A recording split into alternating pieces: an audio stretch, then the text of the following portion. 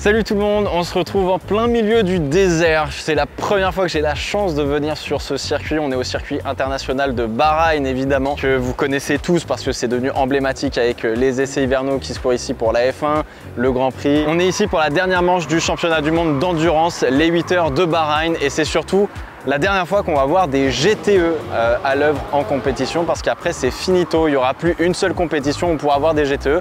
Les Corvette C8, les 911 RSR, les Aston Martin, enfin bref, la crème de la crème du GT qu'on a eu pendant des années et qui vont rendre leur dernier hommage à la piste avant de prendre une retraite bien méritée. Il y a aussi un petit peu de LMP2 bien évidemment, et aussi des hypercars, parce que mine de rien ça joue encore entre la Toyota numéro 7 et la 8. Puis évidemment tout le monde a envie de terminer en beauté cette saison 2023. Bref, un petit week-end tranquille où on va vous emmener un petit peu dans toutes ces coulisses pour vivre ensemble ces derniers tours de roue des GTE.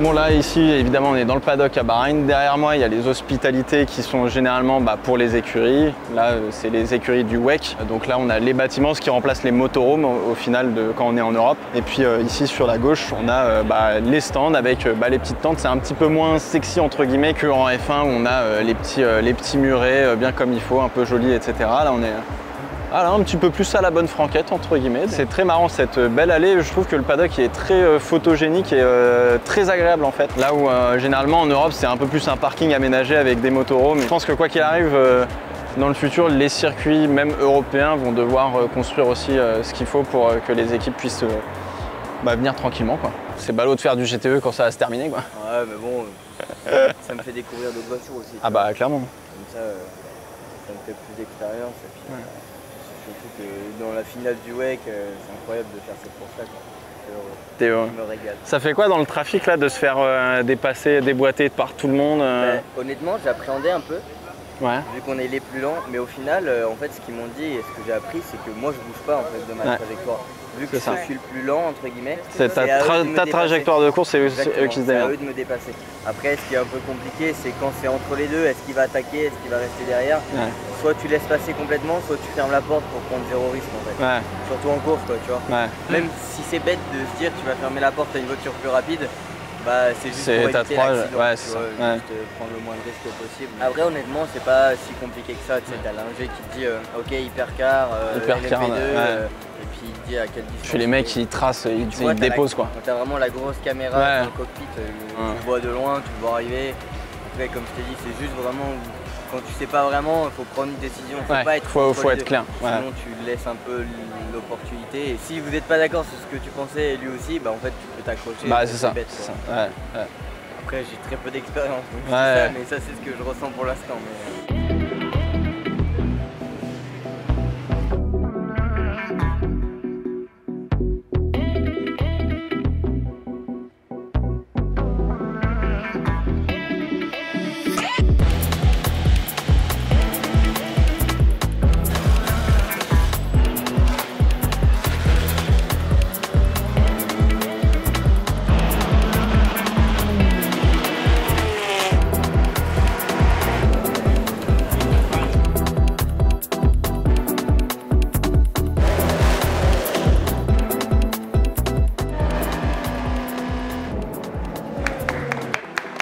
LMP2 quand même.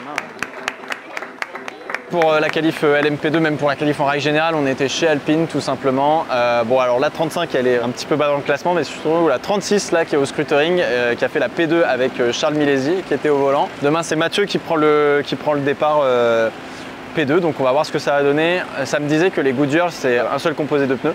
Donc va falloir bien gérer la montée en température, piste abrasive et tout, donc ça va être chaud. Les relais on perd jusqu'à 1 seconde 4 je crois, et puis faut qu'ils attaquent. C'est une course d'endurance mais en fait c'est des relais sprint quoi, ça roule fort. Ça va Anna? Oui parce que je suis avec Anna du coup. Salut, je suis Anna. Ça va et toi? Ça va. Ça va très bien, on est content d'être là. On est content. Bah oui, c'est cool. On n'est pas invité par Alpine mais bon, ils sont sympas, donc on va les voir. En fait. Ah ouais carrément. Comme ça. C'est comme ça. Ouais. Ah, c'est catastrophique. Bah là, je prends une petite pause, tu comprends. La journée a été forte en émotions. Bon, ça y est, il fait nuit déjà. Alors franchement, ça va très très vite hein, parce que le soleil se couche à partir de 17 h. Il commence à tomber d'un coup sec. Là, il est 17 h 30, il fait nuit. Donc on est dans la belle lumière de Bahreïn. J'avais vraiment l'impression de présenter comme sur Canal la F1. C'est ouf. Très très belle qualif qu'on a eu. Surtout que c'est les Iron Dam qui prennent la pole position en GTE. La dernière pole position à faire. Je crois que c'était Sarah Bovy au volant de la magnifique 911 RSR qui fait l'un des plus beaux bruits, je pense, du GT, toute catégorie confondue. On peut aimer la Corvette évidemment avec grand plaisir, mais la 911 RSR c'est assez incroyable comme bruit, ce V6 Atmo à plat en plus qu'on met position centrale arrière, bref. Anyway, excusez-moi, c'est l'amour des GTE qui revient un petit peu, la nostalgie des GTE qui revient un petit peu. Hypercar pour terminer, bon bah évidemment, on s'y attendait, c'est les Toyota qui prennent les 2 premières places, bien comme il faut, devant la Cadillac. C'est la numéro 8 qui signe la pole avec Brendan Hartley, donc on verra comment ça se déroule demain, mais c'est un circuit qui est hyper abrasif, avec beaucoup de température, beaucoup de dégradation de pneus, donc va falloir bien jouer sur les stratégies, mine de rien. On commence de jour, on finit de nuit, donc va falloir vraiment bien gérer à la fois les pneus, à la fois l'essence, les relais, la strat. On va avoir une belle course je pense et on va bien kiffer.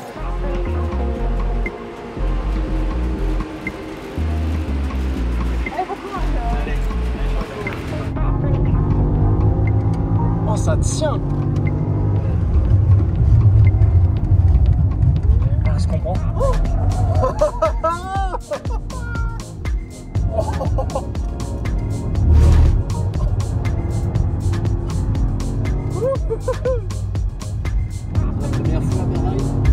Oui, exactement. Ouais. Moi, je connais bien le circuit dans le jeu vidéo, mais punaise. Oh, ça grippe. Bon, il y a du sous-virage quand même, mais c'est quand même pas mal. Hein.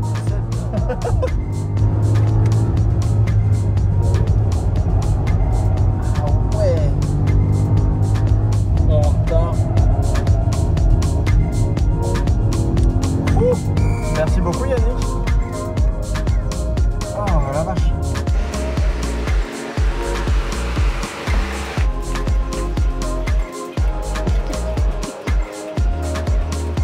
Les pneus sont chauds à peu près. Ça commence à être chaud. Bon, on se retrouve sur la pit lane du circuit de Bahreïn. J'ai la banane depuis que je suis arrivé sur ce circuit, c'est un truc de ouf. Mais en fait, on l'a tellement vu à la télé que en fait, quand on y est, c'est incroyable. Les installs sont folles, sont énormes.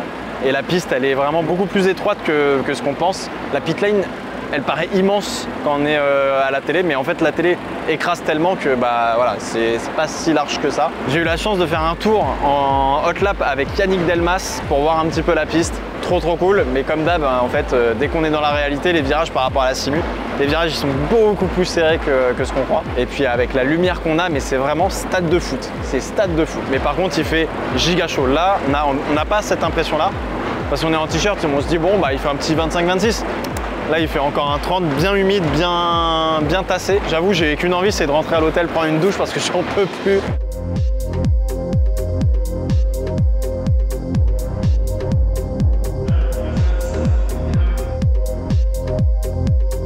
Ça y est, c'est jour de course, on est samedi et pas dimanche, parce que d'habitude c'est dimanche la course, mais on est samedi, il fait beau et très chaud déjà. On est en train de crever, on est dans la pit lane pour faire le pit walk. Il y a déjà de la musique et en fait ils mettent les haut-parleurs de ouf, comme si on était en 2020 ou 2021 là quand il y avait Leclerc et Verstappen qui se bataillaient et qu'il y avait tout le monde qui applaudissait alors que les tribunes sont vides. Là c'est un peu la même chose. On va regarder un petit peu les voitures, il y a quand même pas mal de monde. On est en train d'allumer la Toyota pour faire une petite préchauffe. Départ de la course à 14 h pour 8 h, donc on terminera de nuit. Donc ça va être assez stylé. Allez, c'est parti.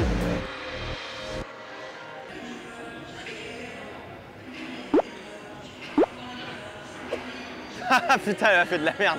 Bon, on est passé rapidement devant Peugeot, mais évidemment on fera une vidéo beaucoup plus complète sur le pourquoi du comment de l'échec de la 9X8. C'est pas qu'une histoire d'aileron arrière, c'est une histoire de réglementation, de règlement, de volonté de faire quelque chose, de changer la réglementation. Bref, il y a pas mal de choses à dire sur le cas de la Peugeot 9X8, où on commence vraiment à comprendre un petit peu le pourquoi du comment ça a échoué. En tout cas, ils ont envie de continuer en WEC et ça c'est la bonne nouvelle.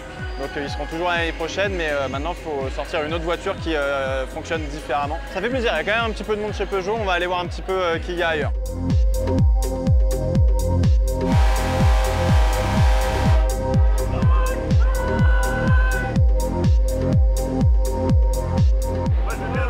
vais vous la dédicacer s'il vous plaît.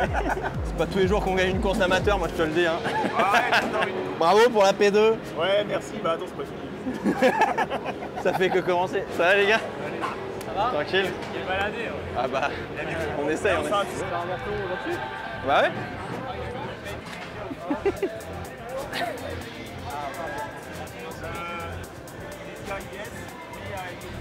Oh putain de merde. Oh putain de merde. Ouais mais là c'est... Ouais bah là on est mort. Ah putain de merde. Match nul, bon. Pas grave, on remettra ça au Qatar, hein, tant pis, on va le signer. Ça pour quelqu'un. Là, on est au niveau de la 488 de Lilou Wadou, qui est juste derrière et qui, à partir de demain, dimanche, va rouler dans l'hypercar de chez Ferrari dans la 499P. Donc ça, c'est une super bonne nouvelle pour elle. Elle n'a pas eu une saison très facile avec notamment ses coéquipiers, mais voilà, ça roule encore en GTE pour le moment. On verra ce que ça donne pour la suite pour Lilou, mais déjà des tests en hypercar à partir de demain et sur la semaine qui arrive, ça va être top pour elle. J'aimerais bien la voir performer dans une belle hypercar chez Ferrari, là ce serait vraiment top à la fois pour elle, à la fois pour la France, parce que bah, voilà, c'est une bonne pilote qu'on apprécie, tout comme Dorian et comme les autres filles qu'on a dans le championnat du WEC. Donc on va continuer un petit peu la balade là, on n'est pas très loin du coup des Ferrari AF Corset hypercar, donc allons-y.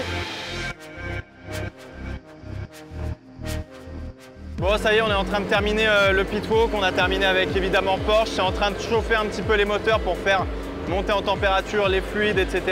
C'est ce qu'on fait comme d'habitude avant de prendre le départ d'une séance, on fait toujours une pré-chauffe. Là d'ici à peu près une petite heure à peu près, ça va aller se mettre en grille tranquillement et puis on fera le grid walk tout simplement où on ira un petit peu plus voir les GTE un petit peu en dehors de leur garage. Il fait déjà bien chaud, on va aller se mettre un peu au frais avant le grid walk et après départ de la course et on va essayer de vivre ça sur tous les aspects un peu possibles et imaginables, à la fois sur le circuit, à la fois devant un écran, dans un garage. On va essayer de faire un petit peu de tout et puis en plus on a la chance de rester jusqu'au bout, donc on verra le podium et on ira voir évidemment le podium.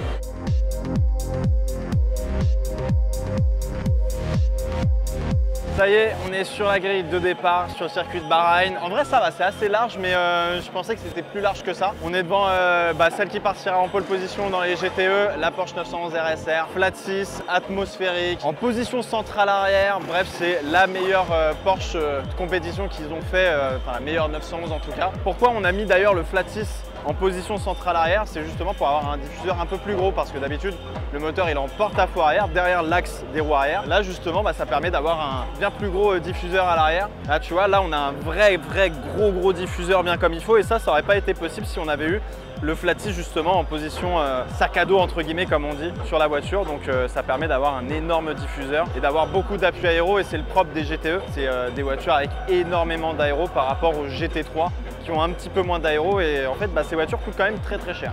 Bon pareil sur l'Aston Martin, ça malheureusement on la verra plus l'année prochaine. Là aussi le diffuseur il parle de lui-même, il est énorme. On a même, regarde les rétros, ils sont faramineux, ils sont absolument magnifiques.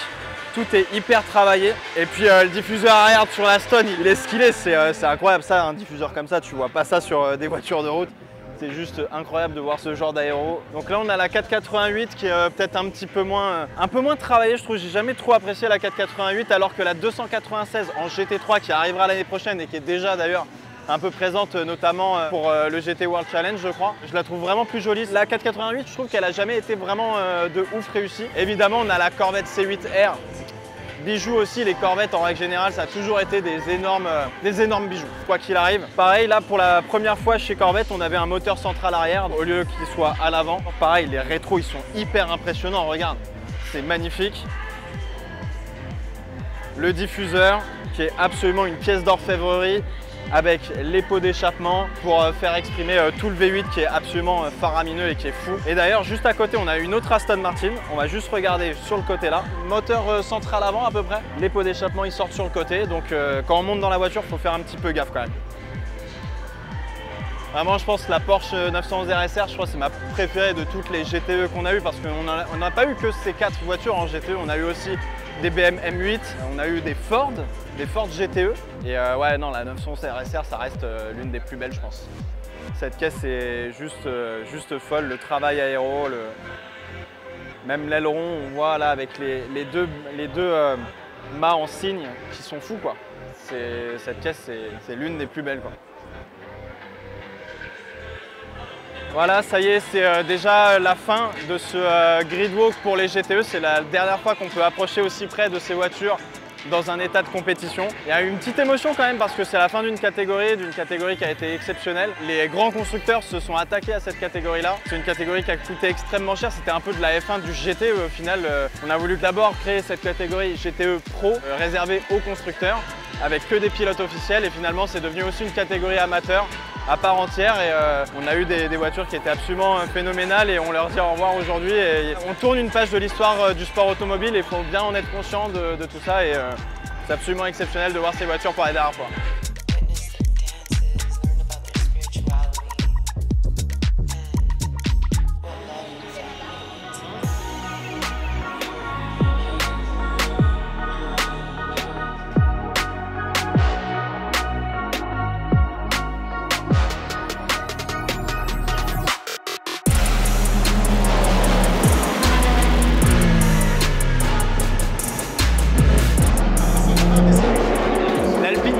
Dernière des LMP2 et actuellement genre P5 je crois des LMP2 et Mathieu qui prenait le départ, il est dernier des LMP2 alors qu'il partait P2.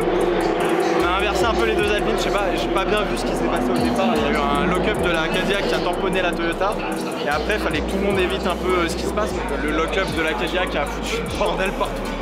Il y a juste les Iron Dam qui sont toujours premières, donc ça c'est plutôt une bonne nouvelle pour elle. Putain, ça a chamboulé tout dans le classement hypercar, hein, la Cadillac et tout, ça a remonté pour la Toyota. En vrai, la Toyota elle va finir P3, hein. C'est sûr, ils sont au moins sur le podium, c'est sûr.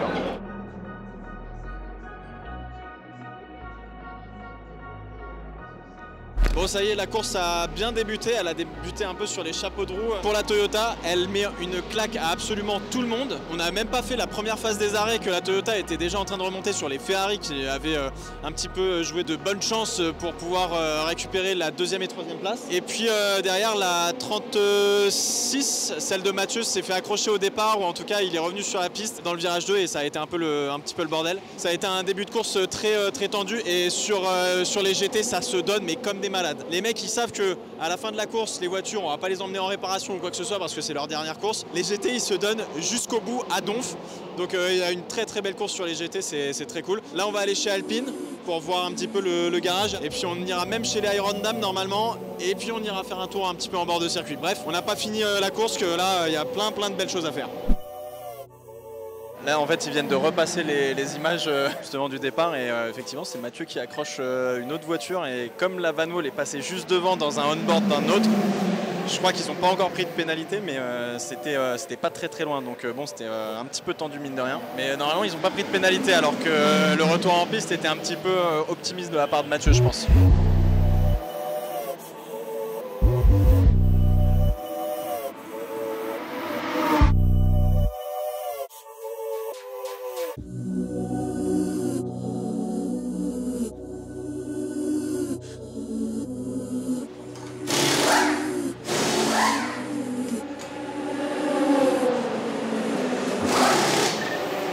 Alors juste là on voit qu'il y a les bouts de gomme en fait des pneus avant qui s'accumulent au fur et à mesure du relais et qui font que avec la dégradation les gommes elles sautent.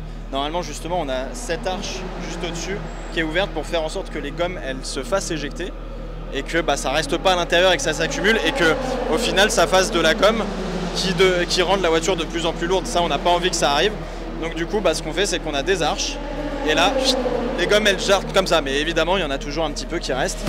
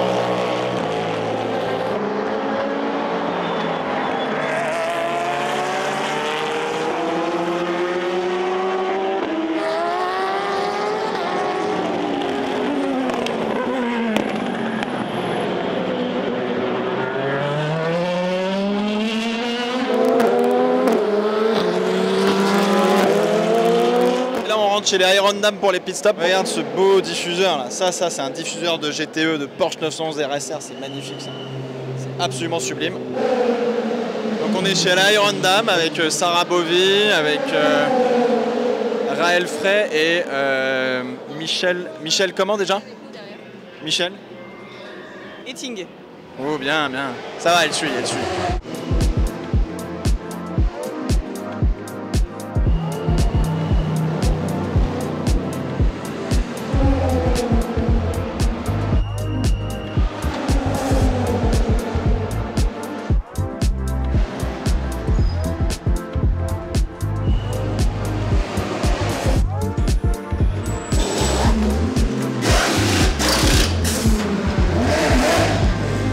Ça a été un peu chaud quand même.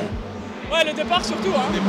Tout le monde qui partait en détaqué devant moi. Là, t'es arrivé dans le nuage de fumée. Ouais. Genre... C'est pas si souvent que ça en plus en wake, donc j'ai été surprise.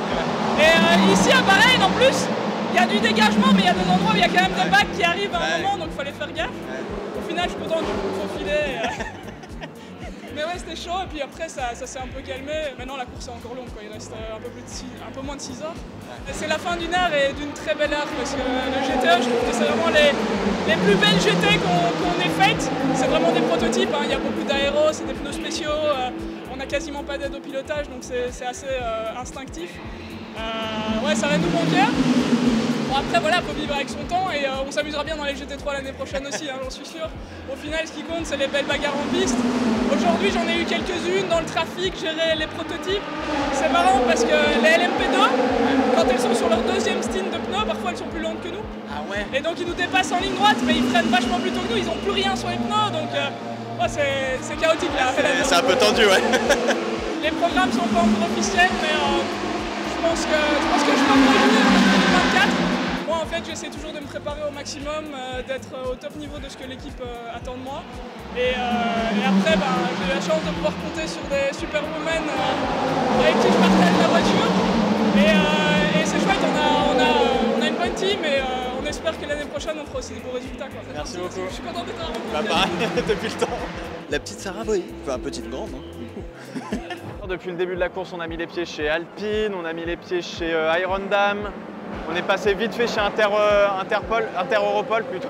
Interpol, c'est autre chose. Et on va essayer de faire Peugeot peut-être tout à l'heure, ça serait cool en vrai. Point de vue LMP2, je crois que c'est la WRT qui est en tête. Derrière, je crois que c'est les deux Prema, il me semble. Les Alpines, c'est pas ouf. Ça avait remonté. Mathieu avait tapé aussi sur le premier tour. André Negrao avait pris un bon départ. Et puis là, ça a un peu redégringolé aussi. Donc les Alpines, pas ouf. Et puis en hypercar, bon, bah, les deux Toyota sont au-dessus de tout, comme d'hab. Mais les Ferrari, j'ai l'impression qu'elles redescendent un petit peu au fur et à mesure de la course, donc faut voir. On n'a pas encore toutes les infos, évidemment, quand on est en spectateur ici, c'est toujours un peu plus compliqué. Sinon, voilà, la Cadillac est complètement en bas. D'ailleurs, même en GT, la Corvette n'est pas là. C'est un peu bizarre, mais voilà, en tout cas, ça se la donne bien. Et puis tout à l'heure, on a fait un petit tour de minibus, mais on est surtout allé à l'Épingle, où on a un super point de vue qui est incroyable, qui est trop bien. On voit vraiment les voitures arriver, faire un freinage en appui, réaccélérer, on est hyper proche des voitures et c'est absolument phénoménal, c'est un point de vue mais qui est trop cool. Et évidemment, ce qui est un petit peu dommage, mais après bon, c'est aussi Bahreïn, hein, c'est comme ça. Les tribunes sont toujours un peu vides. Après, encore une fois, Bahreïn, ça a que 15 ans à peu près de 20 ans, un peu plus de 20 ans de sport auto, ce qui n'est pas énorme, donc bon, voilà. Allez, on va chez Peugeot.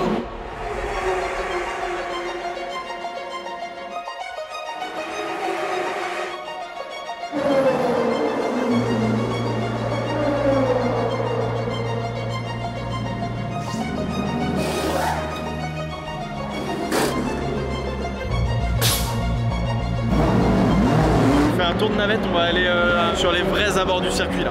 La coupe des LMP2 est lourde. Moins lourde je pense que celle du GP Explorer, mais lourde quand même. Je vais juste tester pour porter, avec beaucoup d'humilité je la repose, ce n'est pas à moi. Heureusement qu'ils sont trois.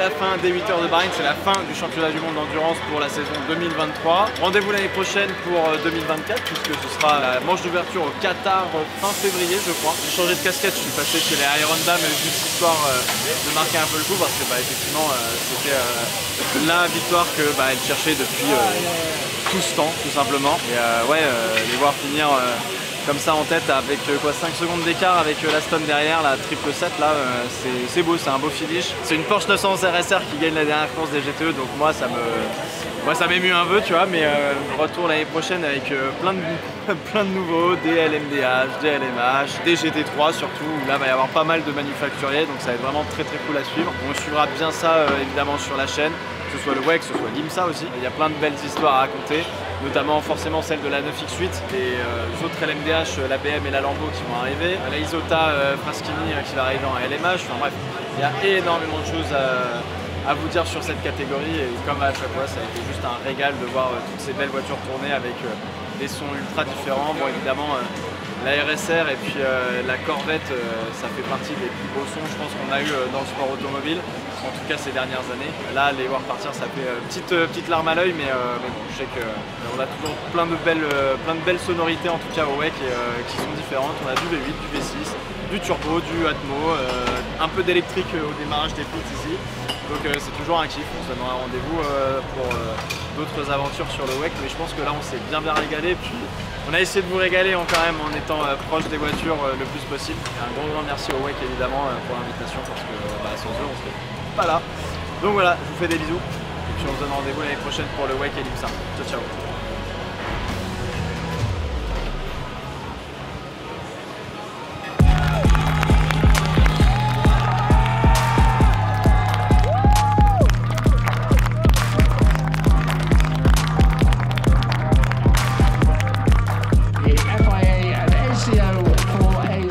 Season.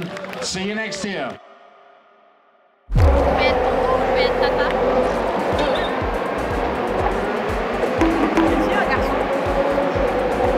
Ah vraiment là on a fait le mec pour le GP Explorer mais il y a dû laisser aller là.